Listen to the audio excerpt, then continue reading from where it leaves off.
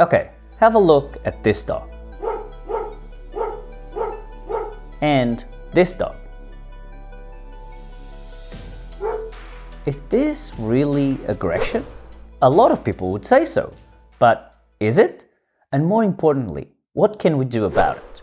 Today's explanation is even going to include a force field analogy. Jose from Train Me Please, let's go. A lot of people label reactivity behaviors as aggression. However, in my opinion, working with a lot of dogs over the years, these are almost always fear or frustration-based behaviors. See, it pretty much never happens that I walk into a client's house with an aggressive dog and leave thinking that the dog is really just trying to be aggressive. Dogs showing reactivity behaviors are often trying to show that there is something scary way too close and they want it to go away. Reactivity means that the dog needs more distance and more space. It means that the dog is feeling nervous, scared, or anxious and is currently not coping with the situation. It can happen when the dog does not know what to do. And it can also mean that the dog is unwell, in pain, or irritable. Now, I am going to list a few things that are common misconceptions. Reactivity does not mean that the dog is trying to be dominant or aggressive.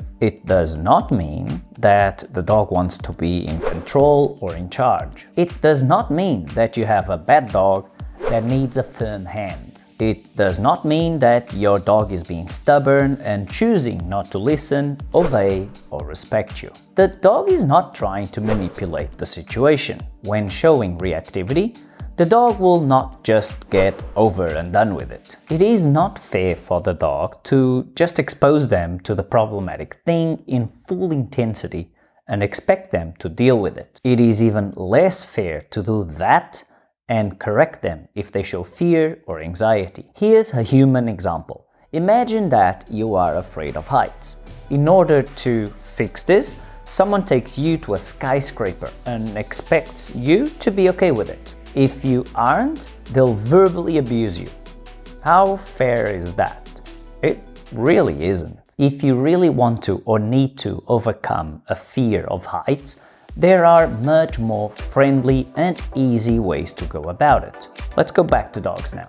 Successful behavior modification without the risk of serious negative side effects require considering the dog's emotional state and the gradual way that we use to present a problematic thing to the dog. Also, if you have a reactive dog, please know that your dog is totally normal and that you did nothing wrong to cause these behaviors. These numbers are likely to vary depending on the sample we use, but according to this UK study, 22% of dogs show reactivity towards other dogs. This shows how common these behaviors are.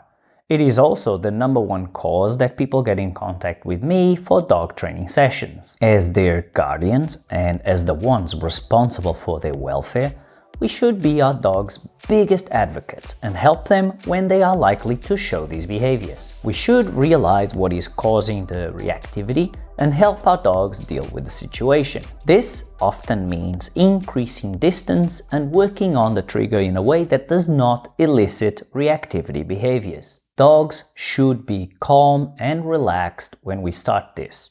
Offering a calm environment, slow, gentle massage, or even supplements or medication can help with the process. In terms of what to do about this, if you have a dog that shows reactivity towards other dogs or anything else in the environment, I have a really cool analogy for you that should help understand how to go about helping them. Before we do that, could you quickly hit the like button under the video? Thank you. So, it is all about the intensity of the problematic thing. Think of it as a force field around the dog. Anything scary inside the force field can cause the dog to react. With good desensitization, gradual exposure, and counter-conditioning procedures, the force field can be reduced or become more dynamic. Basically, the dog starts to change how they feel about the scary or exciting thing. They start to see them as a predictor of good things and they start feeling less scared. This only happens though if the problematic thing is not too close. In order to decrease the size of the force field, we need to offer several exposures at the first level and only move forward when the current level has had some solid conditioning. This means that the dog can see the problematic thing and quickly re-engage with us expecting a treat or a toy. At this stage, we should be seeing some anticipation of the reinforcer, be it play or food. If we do not see those behaviors, we should not move to the next step and we should keep our force field as is for the moment. Several or even many sessions are often required. If at any point the dog starts showing anxiety, fear or aggression, we should stop the exposure to the scary thing and distract the dog until they calm down. We can also leave and resume on another day, possibly with a bigger force field so that the dog is able to be calm again and succeed. The idea is to slowly, over many sessions, reduce the size of the force field, but it is okay to often increase it as well. Some easier exposures can even help with the learning. We should keep working with our dogs at their own pace and until we reach a point that we can go through enjoyable activities with our dogs on a regular basis. Question of the day: does the force field analogy make sense to you? Let me know in the comment section below. Now, this is very important. You do not need to be totally perfect at this. No one is.